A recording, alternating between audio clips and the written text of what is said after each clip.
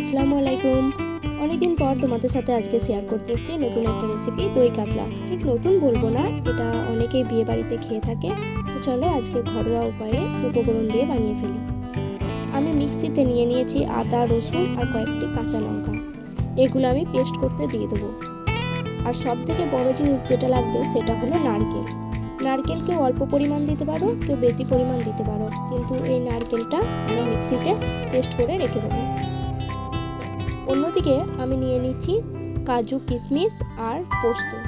এখানে মিক্সিতে বোঝা যাচ্ছে না, পোস্তটা আপনারা 2-3 চামচ দিতে পারেন। এভাবে আমি পেস্ট করে নিয়েছি। দেখুন, এভাবে পেস্ট করে সব উপকরণগুলো আগে থেকে রেডি করে রাখবেন। তারপরে নিয়ে নিয়েছি আমি কয়েক পিস কাতলা মাছ। আমি এখানে মাথাটাও নিয়েছি, আপনারা মাথাটা পারলে বাদ দিয়ে দিতে পারেন, রাখতেও পারেন। এর উপরে আমি দিয়ে দিচ্ছি কাঁচা লঙ্কার, শুধু কাঁচা লঙ্কা দিয়ে যে পেস্টটা করে রেখেছিলাম সেটা আমার বাটাটা দেখানো হয়নি, কিন্তু আমি কাঁচা লঙ্কা আর ধনেপাতা দিয়ে পেস্ট করে রেখেছিলাম। এটা আপনারা একটু করে নেবেন।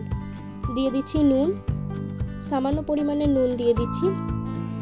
আর দিয়ে দিচ্ছি সামান্য হলুদ একদম বেশি দেবেন না, বেশি দিয়ে দিলে কালারটা নষ্ট হয়ে যাবে। কিন্তু আমরা ভাজার জন্য হালকা করে হলুদ দেবো। যে ভাজাটা আমরা বাড়িতে খাই বেশি হলুদ দিই সেটা না দিলেও হবে, কিন্তু হালকা করে দেবেন। দিয়ে দেবেন কাগজি লেবুর রস, তাহলে কি হবে, মাছগুলো শক্ত হয়ে থাকবে, ভেঙে যাবে না। এভাবে কিছুক্ষণ ম্যারিনেট করে রেখে দেবেন, প্রায় আধ ঘন্টার মতো রেখে দিলেই হবে। আধ ঘন্টা পর আমরা একটা কড়াইতে তেল গরম করতে দেবো। তেলটা যখন বেশ গরম হয়ে আসবে তখন একে একে পিসগুলো ছেড়ে দেবো। দেখুন, এভাবে 3টে করে, বেশি তেল থাকলে আরও বেশি করে দিতে পারেন। আমি এভাবেই 2-3টে করে দিয়ে সব আস্তে আস্তে ভেজে নেবো। উল্টো পাল্টা করে ভেজে নেবো, সামান্য লাল করবো, বেশি লাল বা বেশি ছড়িয়ে দেবেন না, তাহলে রান্নাতে খুব একটা ভালো লাগবে না। এভাবে পিসগুলো আমার রেডি। দেখে নিন কীভাবে করেছি, আপনারাও এভাবেই করবেন। খুবই সহজ পদ্ধতি, খুব বেশি কঠিন না। এবার ওই তেলটা আমরা অন্য কোনো কাজে তো ব্যবহার করতে পারবো না, তাই আমরা রান্নার কাজেতেই ব্যবহার করে নেব। তাতে দিয়ে দিলাম সামান্য পরিমাণের ঘি, ওতে দিয়ে দিলাম 2টো কাঁচা লঙ্কা। ঘি আপনারা বাড়ির ঘিও ব্যবহার করতে পারেন, যারা কেনা ইউজ করেন তারা কেনাও ইউজ করতে পারেন। দিয়ে দিলাম আমি সেই পেস্টটা, কাজু কিশমিশের পেস্টটা। এভাবে দিয়ে দেওয়ার পর আমি নাড়তে থাকবো। আপনারা রান্না যতক্ষণ ধরে কষতে থাকবেন সেই রান্নার স্বাদ, গন্ধ একটা আলাদা আসে। আস্তে আস্তে মশলাগুলো তৈরি হয় আর আস্তে আস্তে সেই গন্ধও বেরিয়ে আসে। দেখুন, এভাবে কড়ার মধ্যে আমি ঘুরিয়ে ফিরিয়ে দেখাচ্ছি কীভাবে ফুটে উঠছে।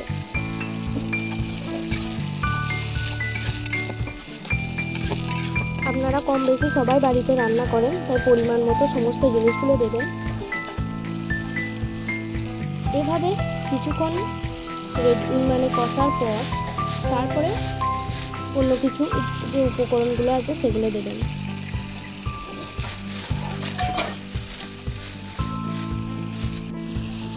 এরপর আমি দিয়ে দিচ্ছি সেই আদা কাঁচা লঙ্কার পেস্টটা। আদা কাঁচা লঙ্কা আর রসুন দিয়ে যেটা বানিয়েছিলাম সেটা দিয়ে দিলাম। এভাবে একে একে দিয়ে দেওয়ার পর কিছুক্ষণ ধরে আমরা কষতে থাকবো। দেখুন তেলগুলো উঠে আসছে।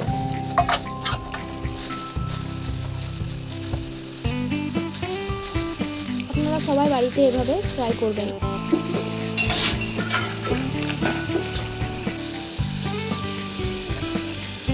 এরপরে দিয়ে দেবো আমি সেই নারকেলটা আপনারা, আমি প্রথমেই বলেছি যে যতটা পরিমাণ খান সেরকম দেবেন, কারণ নারকেলের গন্ধ অনেকে সহ্য করতে পারে না, বেশি দিয়ে দিলে গন্ধ করবে।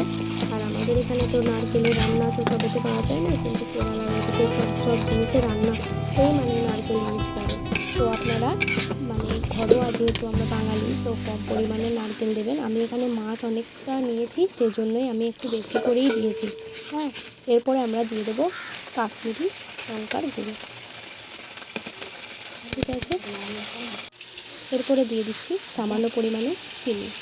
আপনারা যে যেমন খান তেমন দেবেন, বেশি দেবেন না, কারণ এটা তো একটা মাছের রেসিপি, বেশি দিয়ে দিলে কিন্তু খেতে একদম ভালো লাগবে না। এভাবে দিয়ে দেওয়ার পর কিছুক্ষণ ধরে কষতে থাকবেন। দেখুন এভাবে কষতে কষতে না ওর গা থেকে দেখবেন তেলগুলো চারিদিক থেকে বেরিয়ে আসছে।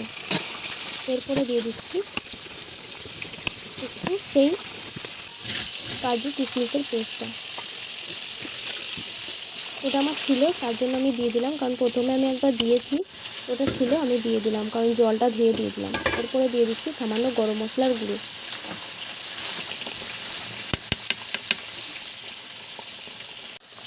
দিয়ে দেওয়ার পর আমি আবার কিছুক্ষণ ধরে কষতে থাকবো। কষার সময় একটু সাবধানে কষবেন, কারণ নারকেল দেওয়ার কারণে না ছিটকে চলে আসছিলো, আমার গায়ে অনেকবার ছিটকে লেগে গেছে। পারলে সামনে একটা কিছু একটা আড়াল করে কষতে থাকবেন। এরপরে দিয়ে দিচ্ছি আমাদের টক দই। টক দইও সামান্য পরিমাণে দিয়েছি, বেশি দিইনি, তাহলে আবার টক টক ভাব লাগবে। হালকা পরিমাণে দিয়েছি। এরপরে দিয়ে দিলাম আমার রেডি করে রাখা ভাজা মশলা। এটা আপনারা সবাই জানেন আমি যেগুলো দিয়ে করি, গোল গরম মশলা, তারপরে হচ্ছে মানে ওই যে ফুলটা থাকে, তারপর কাঠবাদাম, গরম মশলা পাতাতে যেগুলো পাওয়া যায় সেগুলো সব একসাথে ভেজে আমি একটা মশলা বানিয়ে নিয়েছিলাম। এটা আপনারা সবাই বাড়িতে করতে পারবেন, ভেজে তারপরে গুঁড়িয়ে নেবেন। এরপরে দিয়ে দিলাম মাছগুলো। মাছের পিসগুলো দিয়ে আস্তে আস্তে উল্টাতে পারেন, বা আবার অনেকেই নাড়িয়ে নাড়িয়ে কড়াটাকে নাড়াতে মিশিয়ে নিতে পারেন। আমি আস্তে আস্তে উল্টাচ্ছি। দেখুন এভাবে আস্তে আস্তে উল্টাবেন যাতে ভেঙে না যায়, ভেঙে গেলে সেটা দেখতে খারাপ লাগে। এরপরে সামান্য জল দিয়ে যেন মাছগুলো ডুবে যায় এরকম মতো জল দিয়ে তারপর কয়েকটা কাঁচা লঙ্কা ছড়িয়ে দেবেন। কাঁচা লঙ্কার গন্ধ কিন্তু দারুণ আসছিল আমি যখন কাঁচা লঙ্কাগুলো ছড়িয়েছি। আপনারা যখন বাড়িতে ইউজ করবেন, যখন কাঁচা লঙ্কা দেবেন রান্নাটা তো দেখবেন দারুণ লাগবে। এরপরে কিছুক্ষণ ফোটানোর পর রেডি কাতলা মাছের দই কাতলা। দেখুন কত সুন্দর লাগছে। এরকম নতুন নতুন রান্নার রেসিপি পেতে আমার চ্যানেলটিকে সাবস্ক্রাইব করুন, লাইক কমেন্ট করবেন, অবশ্যই বানিয়ে খাবেন, তারপরে আমাকে কিন্তু জানাবেন। টাটা।